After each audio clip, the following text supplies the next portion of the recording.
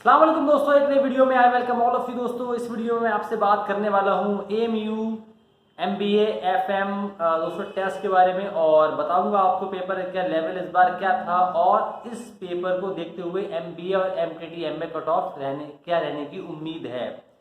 दोस्तों मैं आपको इस वीडियो में ये भी आपको बताऊंगा पेपर के बारे में, पेपर का कौन सा पार्ट आसान था, कौन सा पार्ट मुश्किल था और पेपर लेंदी था, आसान था, सारी ही डिटेल मैं यहाँ पर डिस्कस करने वाला हूँ आपसे इस वीडियो में। 5 से 6 मिनट की दोस्तों ये वीडियो होगी जहाँ पर आपको सारी ही बात पता चलने वाली है और साथ साथ ये भी बताऊंगा आपको कि इस पेपर को देखते हुए इस बार MBA FM और MTT MA कट ऑफ क्या रह सकती है। लेकिन दोस्तों आगे बढ़ने से पहले आपसे रिक्वेस्ट करूँगा, सब्सक्राइब नहीं किया तो प्लीज़ कर ले, बेल आइकन को भी ज़रूर दबा दीजिएगा।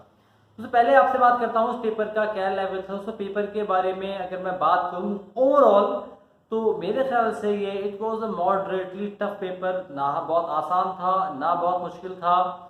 जो बच्चा 2-3-4 महीने से पढ़ रहा होगा, अच्छा खासा सही से पढ़ रहा होगा 3-4 घंटा रोज, वो इस पेपर में मैं समझता हूँ 60 नंबर के अराउंड निकाल जाना चाहिए। तो इसलिए मैं से कह रहा हूँ मॉडरेटली टफ।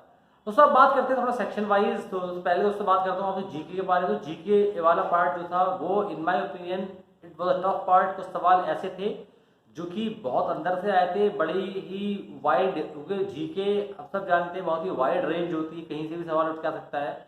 तो वैसे ही यहाँ कुछ था। करंट अफेयर तो बिल्कुल आता ही नहीं है, पढ़ना ही बेकार है, लेकिन फिर भी सिलेबस में दिया होता है, लेकिन पेपर में आपको नहीं मिलता है। एक आध आता है, वो भी अजीब गरीब, लेकिन वो ठीक है, आज आपके साथ तो आएगा नहीं, लेकिन फिर भी वो काफ़ी अंदर थे। लेकिन इसमें कोई भी नहीं आया था और कुछ सवाल पुराने 2017 का ब्रिक्स गेम, वो करंट अफेयर तो है नहीं।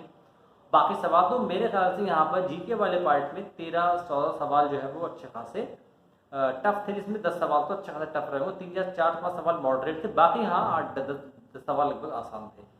तो बात करते हैं अब दोस्तों मैथमेटिक्स वाले पार्ट। दोस्तों मैथमेटिक्स वाले पार्ट में देखा होगा आपने लगभग 25 मार्क्स क्वांट, लेकिन यहाँ पर उन्होंने 7-8 नंबर की इसमें भी रीजनिंग डाल दी थी। लगभग 18 मार्क्स क्वांट हो गई थी आपकी। तो 18 मार्क्स क्वांट में मेरे ख्याल से दोस्तों 10-12 नंबर की क्वांट आसान आई थी। मतलब बच्चा जो पढ़ के गया होगा, और खासतौर से मैथमेटिक्स बैकग्राउंड वाला बच्चे जो होंगे वो उन्होंने आराम से कर लिया होगा।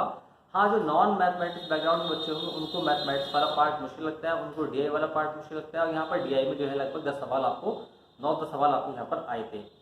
तो दोस्तों ये पार्ट भी ठीक ठाक था। दोस्तों अब बात करते हैं इंग्लिश। तो इंग्लिश जो है 27 मार्क्स के करीब आई थी, क्योंकि अगर आप देखें रीजनिंग वाला जो पार्ट था वहाँ पर 2-3 नंबर की सिनोनिम एंटोनिम आए थे। ये AMU में पता नहीं कौन महाशय पेपर बनाता है इसको, ये भी शायद, मैं तो इसको ये बोलूँगा तमीज़ नहीं है कि भाई साहब इंग्लिश वाले पार्ट में आप दीजिए इंग्लिश, रीजनिंग वाले पार्ट में दीजिए आप रीजनिंग। ऐसी लॉ में होता है।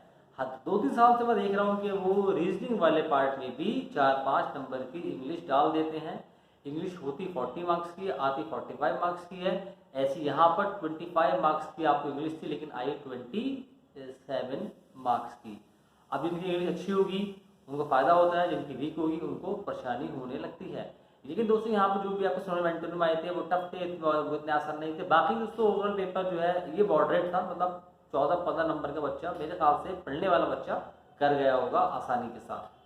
दोस्तों लास्ट पार्ट पे आता हूँ। लास्ट पार्ट था आपका रीजनिंग भी इतनी मुश्किल तो नहीं थी। DI वाला पार्ट थोड़ा जरूर मुश्किल होता है। मतलब मुश्किल का मतलब लेंदी होता है, उसमें आपको देखो पढ़ना पड़ता है, डायग्राम देखो, सवाल भी बड़े बड़े सवाल भी थे। यहाँ पर आपको रीजनिंग में देखा मैंने पेपर, बड़े बड़े सवाल थे। तो पहले सवाल को पढ़ो, फिर उसको हिंदी में कन्वर्ट करो, फिर समझो, फिर सॉल्व करो। तो एक it is time taking process. तो वहाँ जो टाइम आपको काफ़ी ज़्यादा चला जाता है। कई बार आपको ऐसा होता है आपको सवाल आते भी हैं, लेकिन टाइम की शॉर्टेज की वजह से आप उन सवालों को हल नहीं कर पाते, क्योंकि सवाल लंबे लंबे होते हैं, उनको पढ़ने और समझने और सॉल्व करने में काफ़ी ज़्यादा टाइम लगता है। तो इससे पेपर थोड़ा मुश्किल और हो जाता है। तो रीजनिंग इतनी मुश्किल नहीं थी, लेकिन अगेन थोड़ी लहरी थी। तो वहाँ बच्चे जो है ज़्यादा सवाल मेरे ख्याल से नहीं कर पाएंगे, क्योंकि बड़े बड़े सवालों में पढ़ना, फिर रीजनिंग थोड़ा दिमाग में लगता है। ऐसा नहीं कि आप देखते हैं उसको टिक कर दो, तो वहाँ पर जो है थोड़ा मुश्किल लगता है। तो इस पेपर में अगर मैं बात करूँ 3 पार्ट जो है सॉल्व करने वाले होते हैं, जहाँ पर आपको मैथमेटिक्स था, रीजनिंग और इंग्लिश भी उसको बच्चों को टाइम लगता है करने के अंदर। हाँ, जीके में ये होता है आपको आती होगा फॉरन टिक कर दोगे आप, उसमें आप सोचना आपको नहीं पड़ता है। तो ये जो 3 पार्ट दोस्तों हैं ये पेपर को थोड़ा मुश्किल बना देते हैं।